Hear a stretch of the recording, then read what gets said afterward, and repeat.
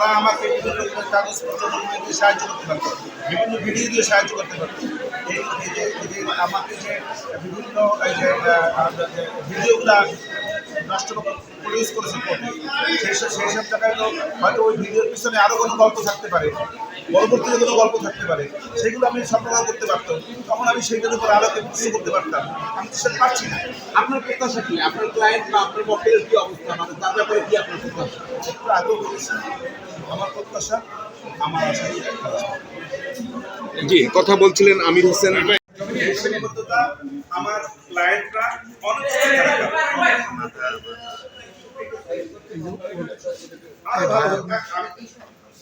মানি ব্যাগে ঢুকে যাচ্ছে মোবাইলে।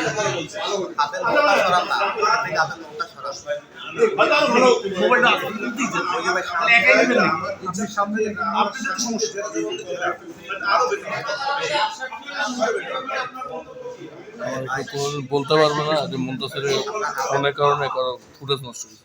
আমি তো রাজশাহী সাজা চাবো না, সে তো আসামি। আমি তাকে সাজা চাবো কেন? আমি তো তার কথা বিভিন্ন জবানবন্দিতে আমি বলেছি বিভিন্ন সময় যে সে তার নিজেকে বাঁচার জন্য, আমার আসামিদেরকে ঘর করে নিজে বাঁচার জন্য সে নিজেকে অ্যাপ্রুভাল করছে। আমি ভাই, আপনি যে কোনো কি একটা চুক্তি বলতে পারেন যে কারণে আপনি আপনার আসামি খালাস চান? অনেকগুলি চুক্তি আছে, অনেকগুলি চুক্তি।